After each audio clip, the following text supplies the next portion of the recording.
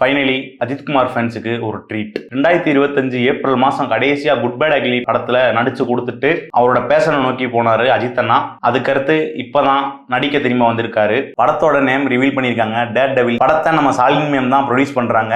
அனிருத் அண்ணா அவரு மியூசிக் பண்றாரு. இந்த படத்துல ஒரே ஒரு சட்ட சிக்கல் தான் காமன் ஆடியன்ஸுக்கு இருக்குது. அது என்னன்னா, படத்தோட டைரக்டர் ஆதிக் ரவிச்சந்திரன் அவரு போன வருஷம் ஃபேன் பாய் சம்பவம் சொல்லிட்டு காமன் ஆடியன்ஸுக்கு மிகப்பெரிய சம்பவத்தை கொடுத்துட்டாரு.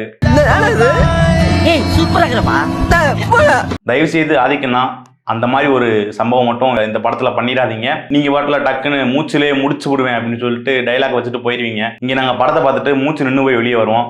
தயவு செய்து அந்த மாதிரி படத்தை மட்டும் எடுத்து கொடுத்துடாதீங்க.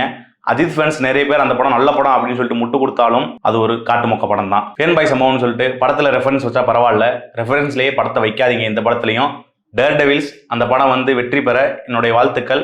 தயவுசெய்து ஆதிக்கண்ணா உங்களுக்கு ஒரே ஒரு ரெக்வெஸ்ட், அந்த மாதிரி ஒரு சம்பவத்தை இதில் பண்ணிடாதீங்க.